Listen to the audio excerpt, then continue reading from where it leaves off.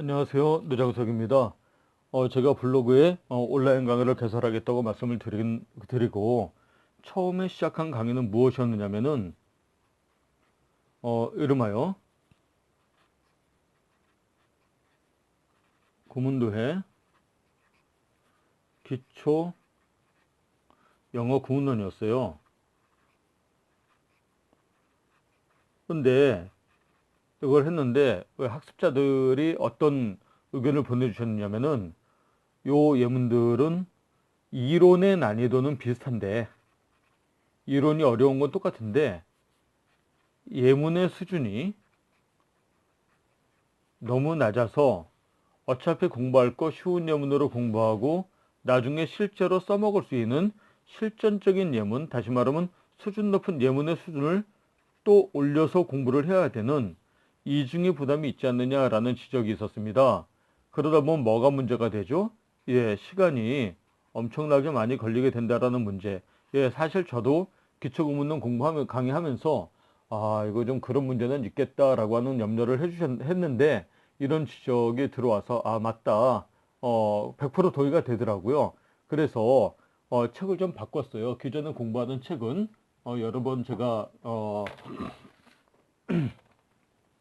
말씀을 드렸는데 요 책이었는데요. 여기 보이세요? 기초 영어 구문론 한자로 써 있죠. 예, 근데 요거는 좀 일단 접도록 할게요. 그렇다고 해서 완전히 뭐 안 한다는 것이 아니고 어, 이 형벌되는 구문도에 이 기초자가 없는 구문도의 영어 구문론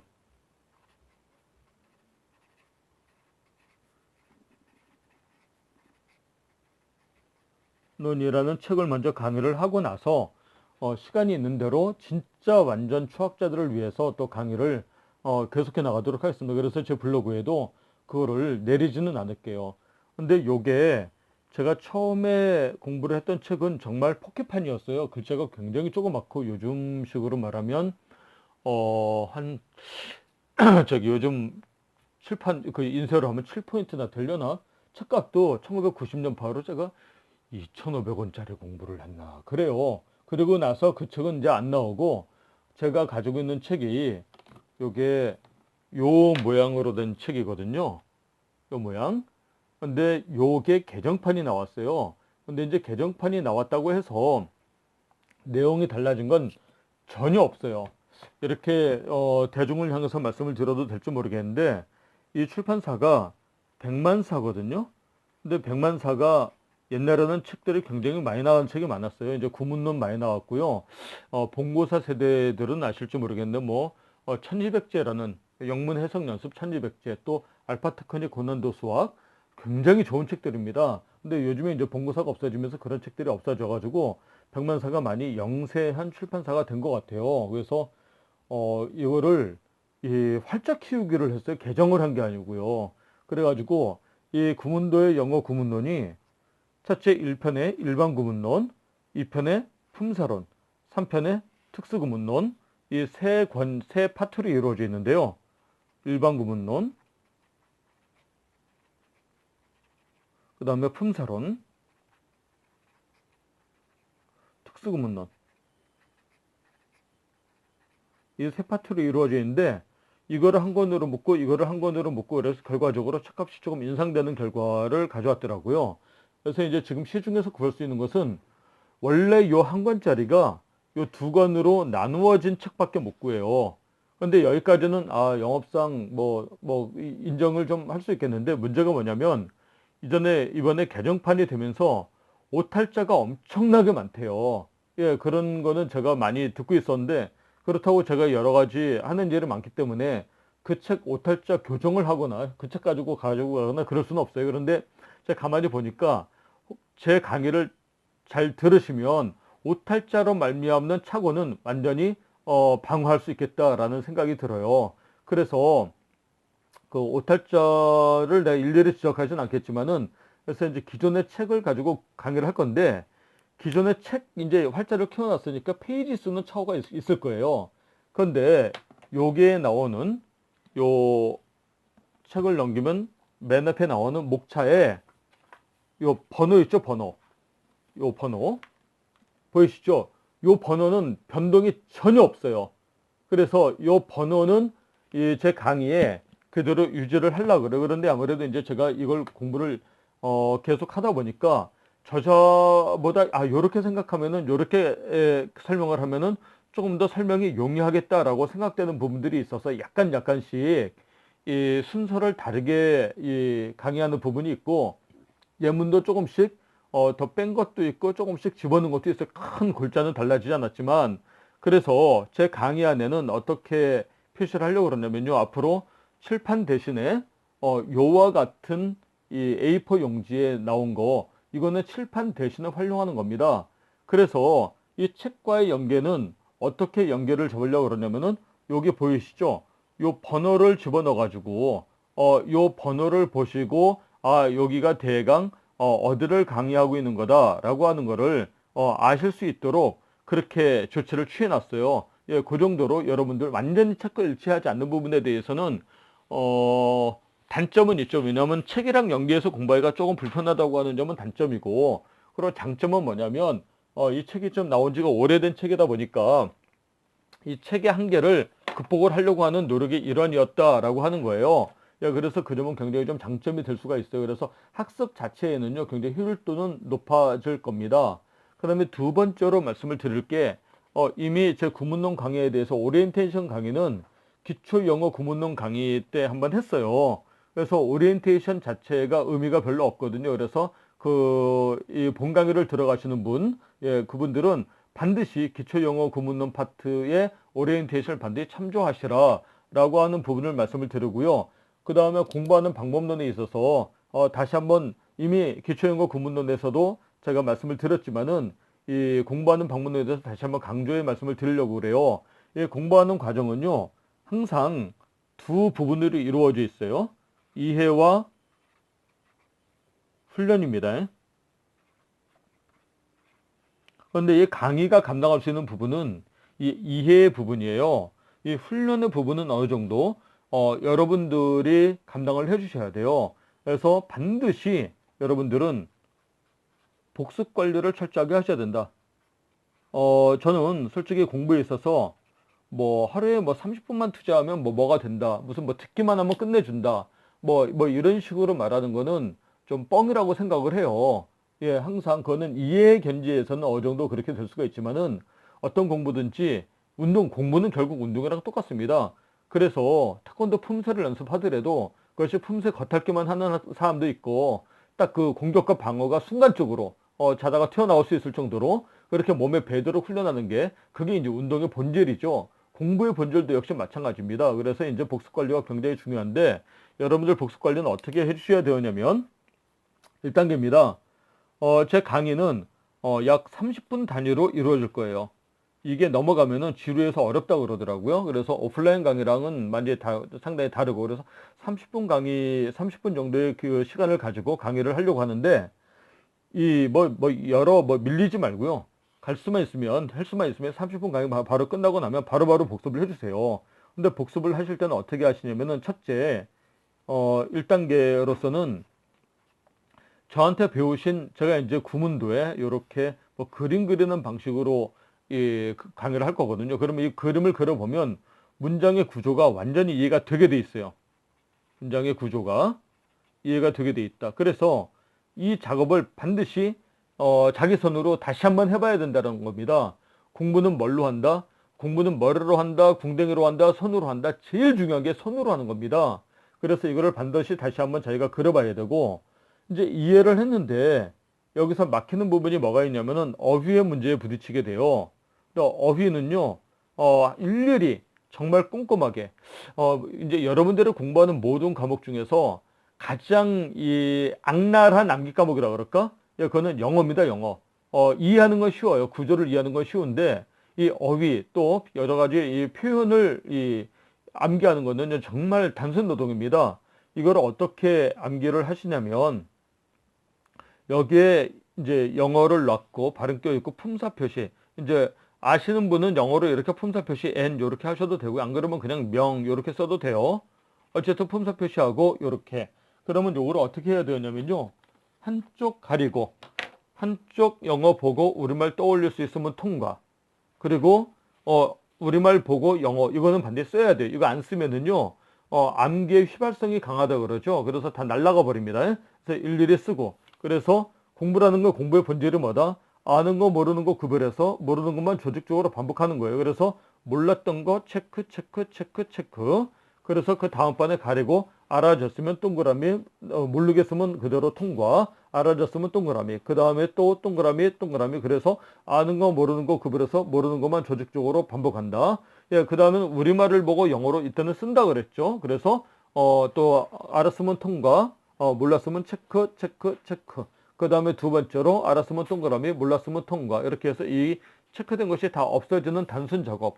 이렇게 되면은 단기 기억에 의존하게 되는데, 이 단기 기억이 이게 그로 지나간다 하더라도 일단 진도를 나가세요. 원래는 좀 더 장기 기억으로 옮겨가는 복습 관리 방법이 있는데 온라인 강의로 그것을 전달하기가 상당히 어려워요. 그래서 일단 지나가면은 또 이제 외웠던 게 또 잊어버려지고 그래요. 그러면 또 적으세요. 그래서 이 단순 작업을 반복하시라.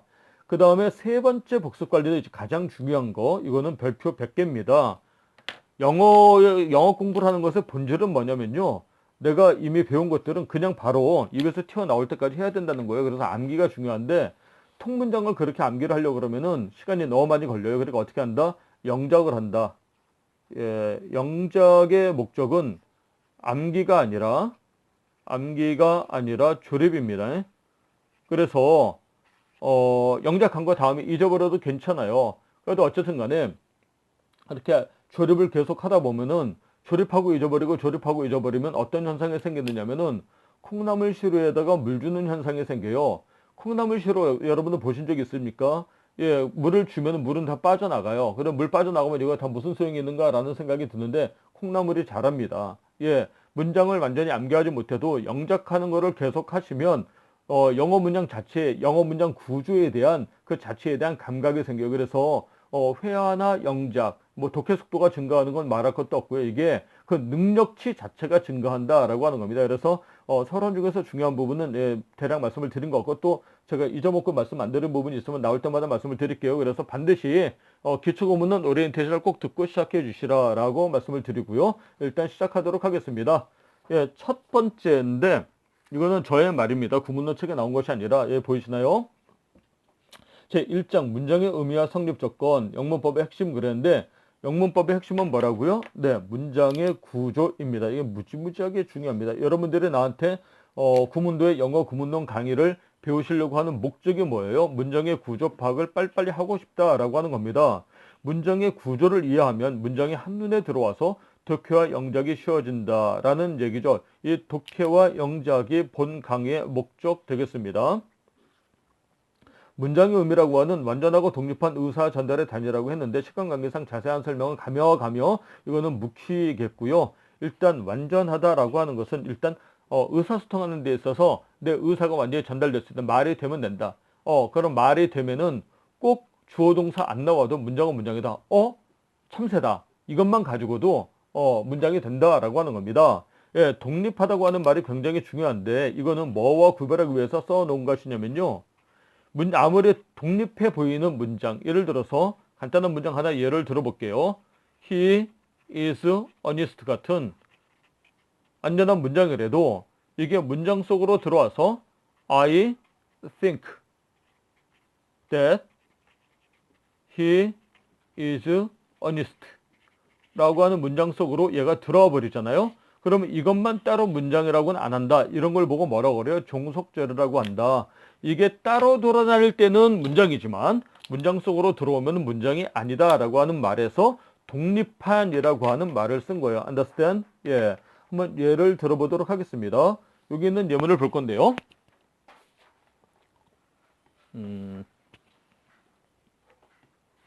요 문장 한 문장 보도록 하겠습니다. birds sing 이 문장을 가지고 문장이 어떻게 구성되어 있나 라고 하는 걸 공부를 해볼게요. 여러분들 이미 다 아시다시피 여기 있는 이 bird는요, 제가 이 bird는요 그러면 속으로 본능적으로 새 이렇게 대답을 하셔야 돼요. 예, 꼭 소리는 내지 않는다 하더라도 이렇게 저랑 문답식으로 공부하셔야지 이해가 빨리 되고 실력이 늡니다. 예, 이거는 새. 여기가 birds죠. 그러면 새들 이렇게 명사 다음에 s가 붙으면 대개의 경우에 복수형이 됩니다. 자, 그러니까 모든 복수형은 명사 플러스 s인가 그거는 성립하지 않아요. 예외도 많이 있어요. 그러나 명사에다가 s를 붙인 거는 예외가 없이 다 복수형 되겠다라고 하는 겁니다. 이거랑 헷갈리면 안 되는 게 뭐냐면은 동사에다가 s를 붙인 거예요. 예, 동사에다 s를 붙인 거는요. 하나의 시그널입니다. 기호입니다. 주어가 나중에 더 나오겠지만 제3인칭이고 주어가 갖추는 요소가 제3인칭이며 수적으로 단수예요. 그 다음에 동사가 나타내는 시제가 현재라고 하는 이 세 가지 표현을 단 한 방 동사 옆에다가 s를 붙여서 나타내는 거예요. 여러분들이 많이 외웠던 거죠. 3인칭 단수 s, 3인칭 단수 s 요거. 예, 그래서 명사에다가 s를 붙이는 것과 동사에다 s를 붙이는 것은 구별해야 된다라고 하는 겁니다. 플러스 여기 sing이라고 하는 단어가 왔네요. 이것은 무슨 뜻이냐면 노래하다라는 뜻입니다. 여러분들이 점수가 객관식 시험에서 점수가 꽤 잘 나오시는 분들도 뭐 이런 거 헷갈리시는 분들이 계셔요. 왜 뭐냐면 이거하고 sing 그러면 노래 막 이런 식으로. 그거는 처음 공부할 때 공부의 양은 많으셨어도 속된 말로 개념이 없이 공부를 하셔요. 뭐 어떤 개념? 품사에 대한 개념이 없이 공부를 하시면은 문장 구조를 익히는데 상당히 어려움이 많죠. 그래서 이런 것들을 꼭 반드시 구별을 하셔야 돼요. 뭐냐면은 이 song은 품사가 명사로서 얘가 노래고요. 예, 그리고 sing은 과거형은 sing이고 과거 분사는 song이죠. 얘는 동사로서 노래하다라는 뜻이에요. 노래하다. 근데 이 노래하다라는 뜻이 문장 속으로 들어오면 얘들이 어떤 변화를 이루냐면요. 여기에 이게 birds 다음에 sing이 있고 sing 앞에 birds가 있죠. 저절로 어떤 변화를 일으키느냐면 저절로 이게 굉장히 놀라운 변화입니다. 여러분 아무렇지 않을지 몰라도 여기에 새들 있다고 그랬잖아요. 여기에 새들이라고 하는 뜻이 생기는 거예요. 이거 굉장히 중요합니다. 새들이라고 하는 뜻이 생기는 거예요. 예, 제가 이게 집에서 녹음을 하니까 약간의 생활 소음이 들어가는 거 이해해 주세요. 예, 하고 다음에 이게 미안합니다. 우리 아들내미가 지금 학교에서 왔어요. 그래가지고 예, 웬일로 장난치다가 좀 그런 것 같으네요. 예, 예, 우리 아들이 예, 초등학생이에요. 초등학교 지금 4학년. 그래서 좀 학교에서 와가지고 아빠한테 안녕하다가 예, 넘어졌네요. 예, 하여튼 이게 저절로 노래한다라는 뜻이 생겨요. 이게 노래하다나 한다나 이렇게 생각하면 안 됩니다. 예, 노래하다와 노래한다는 완전히 다른 얘기죠. 이게 무슨 얘기냐면 이거는 노래하다라는 단어는 우리말로 현실 속에서 쓰여요, 안 쓰여요? 안 쓰여요. 이거는 이제 현실 속에서 쓰일 때에는 노래한다, 노래하니, 노래해서, 노래했고, 어쩌고 저쩌고. 와, 이 어미 변화, 이것이 우리나라 말 또는 일본어 같은 언어의 특징이죠. 이 어미 변화요, 어마무시합니다. 내가 정말 굉장히 웃기는 얘기를 봤는데, 이 뭐뭐 하다라고 하는 동사에 대한 동사 변화표를 동남아시아 사람들이 우리나라 오려고 굉장히 어려운 시험을 치르다가 몰랐어요. 그 사람들이 치르는 이제 문법책을 봤는데요. 와, 진짜 어마무시 하더라고요. 이렇게 엄청난 변화를 해요. 그거 전부 다 사진에다 실어두면은 사진이 정말 엄청나지겠죠. 그래서 실제로는 쓰이지 않지만 이것의 대표 선수가 되는 거, 그게 이제 노래하다. 이거를 사진에다 딱 갖다 놓는 거죠. 이런 개념을 보고 뭐라 그래요? 으뜸거리라 그러고요. 뭐 일본 사람들은 동사 원형이라 그랬어요. 예, 예, 또 이제 저희 서양식 개념으로는 부정사라고도 하고요. 부정사는 어떤 개념이냐면 정사가 아닌 거예요. 정사라는 건 이렇게 상황에 맞게 정해진 말이라는 뜻이죠. 그게 아니다. 그럼 뭐다? 그냥 그 원형이다. 예, 부정사. 상황에 정해진 말이 아니고 그냥 으뜸꼴이다 하는 그냥 그 말이에요. 그러니까 투부정사가 뭐냐? 투 플러스 동사 원형. 이거는 동어 반복에 지나지 않죠. 예, 그래서 그게 현실 속으로 들어올 때 이와 같이 시제를 갖게 된다라고 하는 겁니다. 우리말은 으뜸꼴과 현재형이 달라요. 근데 영어는 모양이 으뜸꼴과 현재형이 같기 때문에 별로 문제가 되지 않는다라고 생각하게 된 거예요. 그래서 여기까지 요 새들이라고 하는 뜻이 생겼고 한다라는 뜻이 생겼다라고 하는 겁니다. 이거는 어, 예, 이거는 어떤 개념이냐면 이런 걸 보고 주어라고 하죠.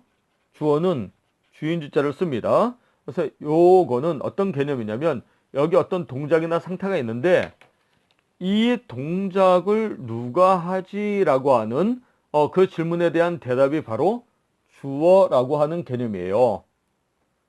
얘는 뭐냐면 이 주체가 어떤 동작이나 어떤 동작을 하지, 어떤 행위를 하지, 어떤 상태지라고 하는 질문에 대한 대답이 서술어예요. 이 술자는 얘에 대해서 서술한다는 얘기죠. 술술술술 말한다. 논술이랑 같은 한자를 써요. 무슨 얘기인지 아시겠죠? 그래서 문장이라고 하는 것은 꼭 그런 건 아니지만 대개의 경우에 다른 거는 몰라도 이와 같이 주어 서술어의 구조를 가지고 있다. 그 얘기는 무슨 얘기냐면 뭐뭇은, 뭐뭇는, 뭐뭇이, 뭐뭇가, 뭐뭇 한다, 했다, 할 것이다 라는 구조를 가지고 있는 게 문장의 가장 일반적인 형태다라고 하는 거예요. 그런데 문장이 모두 이렇게 주어 서술어로 간단하게 끝난다면 얼마나 좋겠어요. 그런데 이거보다 조금 더 복잡한 현상이 생긴다라고 하는 겁니다. 그 예문은 여기 두 번째 예문에서 잘 나타나 있습니다. 요 예문이네요. 이걸 이렇게 가려가면서 표현하도록 할게요. 예, 보이시나요? The pretty bird sing very merrily 라고 하는 문장입니다. 이 문장을 가만히 보면 어떤 현상이 생기느냐면 이 각각의 단어에 대한 뜻을 우리말로 그대로 한번 달아볼게요. 이 더에 대해서는 그, 프리티에 대해서는 예쁜, 멀지에 대해서는 새들. 예, 요것만 한번 볼까요? 그러면 이 그는 어떤 뜻일까요? 그냥 그만 가지고는 말이 안 되죠. 그래서 그 예쁜 아니면 그 새들 하는 식으로 어떤 논리적인 연관관계를 갖게 돼 있어요. 근데 그 예쁜 하면 말이 안 끝나잖아. 그 새들 그러면은 말이 돼요. 예쁜 새들 이것도 말이 된다라고 합니다. 라는 걸 알 수가 있어요. 이런 걸 보고 뭐라 그런다? 꾸며주는 말. 한자로는 수식어라고 합니다. 이 식자는 꾸밀 식자예요. 한자로. 예, 그래서 꾸며주는 말이다. 자, 이런 거를 뭐라고 그러냐면은 피수식어라 그래요. 이 피는 범죄 피해자라는 말 들어보셨죠? 그 당할 피예요.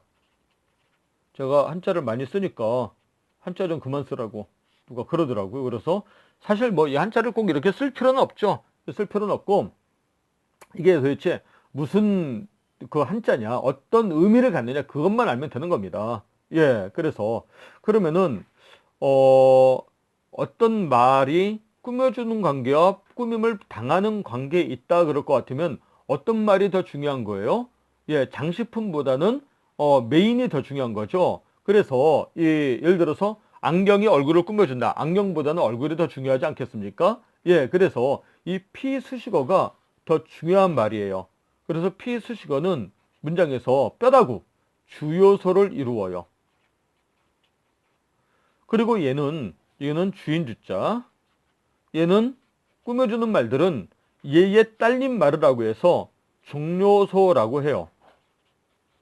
이 종료소 요 종자는 따를 종자예요. 얘는 주인주, 얘는 따를 종. 안 쓴다 그러면 자꾸 쓴다 이거 습관적으로. 따를 종 이렇게 되는 거예요. 그런데 여기 있는 것들은 이렇게 보시다시피 얘 하나를 기준으로 이렇게 수식어 이렇게 모이잖아요. 여기는 중심이 되는 부분이 얘예요, 얘. 그래서 얘는 보세요. 얘도 노래한다, 매우 즐겁게. 근데 이 노래한다, 이 즐겁게는 이렇게 해줘요. 그러니까 영어에서도 이렇게 간단 말이에요. 근데 매우는 이게 이렇게 못 간단 말이에요. 매우 노래한다, 이게 말이 돼야 안 돼요? 안 돼. 매우 즐겁게. 이런 구조를 가지게 돼요. 그러면은 얘는 좀 특별한 지위에 있어요. 어떤 특별한 지위에 있냐면은 지는 꾸며주면서 꾸밈도 받아. 그러면 얘는 여기에서 설명한 바에 의하면 주요소예요, 종료소예요? 한 번이라도 꾸며줬으면은 종료소예요. 오케이? 이거를 그림으로 한번 표현을 해봤으면 좋겠어요. 예, 보이시나요? 이거를 그림으로 한번 표현을 해봤으면 좋겠어요. 이 앞으로 다이어그램을 나타낼 때에는 딱 이렇게 습관적으로 가릅니다. 이 위에는 무조건 주요소를 써요. 밑에는 무조건 종료소를 써요. 또 가운데를 갈라. 영어에서 이런 얘기 많이 들어봤을 거예요. 주어 서술어만 제대로 보면 영어는 게임 끝난다. 자, 여기 이쪽의 주요소는요. birds. 이쪽엔 주어가 있는 쪽을 쓰고요. 이렇게 분해 조립하는 거예요. 이쪽은 서술어가 있는 쪽을 써요. 예. 그러면은 아까 이 문장에서도 birds sing에서도 역시 주어 서술어는 birds sing이야. 그런데 좀 복잡해진 문장 The pretty birds sing very merrily 에서도 역시 주어 서술은 birds sing이야. 나머지는 어떻게 된다? 이렇게 항상 수식어는 45도 각도로 붙여줍니다. 그리고 우리 이 인쇄된 책에는 이 책에 이렇게 돼 있어요. 이렇게 돼 있는데 우리는 이렇게 예쁘게 쓸 수가 없잖아. 힘들잖아. 그러니까 이렇게 안 해요. 이거 안 하고 이거 안 합니다. 이렇게 안 하고 그냥 이렇게 편하게 더 이렇게 pretty도 birds를 꾸며주니까 나란히 이렇게 45도 각도 pretty. 여기까지는 무슨 뜻이냐면 어쨌든 간에 이거 보세요. 새, 가 이런 의미야. 근데 어떤 새? 그 새들, 예쁜 새들 각각 독립적으로 새들을 꾸며줘요. 이 밑에 부분에서는 여기서 보시다시피 메어를리가 싱을 꾸며주니까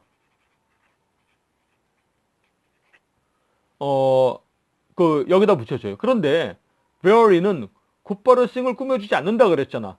그러니까 여기다 이렇게 붙이면 맞다 틀리다? 틀리다. 이게 아니고 이거는 빨간 걸로 표현해 볼게요. 여기다 수식어는 이렇게 45도 각도로 이렇게 하고 여기다가 very 오케이. 매우 즐겁게 노래한다. 자, 여기에 올라오는 거 이거를 보고 뭐라 그래요? 이런 것들을 주여서 뭐 여기 그 다음에 이 밑에 오는 것들은 종려서. 문장으로 치면은 얘가 뼈다구, 얘들은 살을 붙이는 것에 불과해요. 여기 수식어는 무한대로 올 수가 있어요. 얼마든지. 또 2중, 3중으로 수식해 줄 수가 있어요. 얼마든지. 여기도 역시 마찬가지예요. 이런 것들은 전부 다 빼어 불과해요. 문장이 아무리 복잡해져도 이 이야기의 결론은 뭐야? 결국 새들이 노래한다는 것 뿐이에요. 이렇게 문장에 주요소와 종료소, 뼈와 살을 아무리 길고 복잡한 문장이라 하더라도 빨리빨리 갈라쳐서 판단을 낼 수 있는 능력이 영어 독해력의 핵심입니다. 그래서 제1강 여기에서 마치도록 하고요. 제2강에서는 The pretty birds sing very merrily 이 문장을 좀 더 복잡하게 만든 문장을 구경을 좀 해보도록 하겠습니다. 이것으로 기초 영어 구문론이 아닌 구문도의 영어 구문론 1강을 마치도록 하겠습니다. 네, 다음 2강에서 뵙도록 하겠습니다.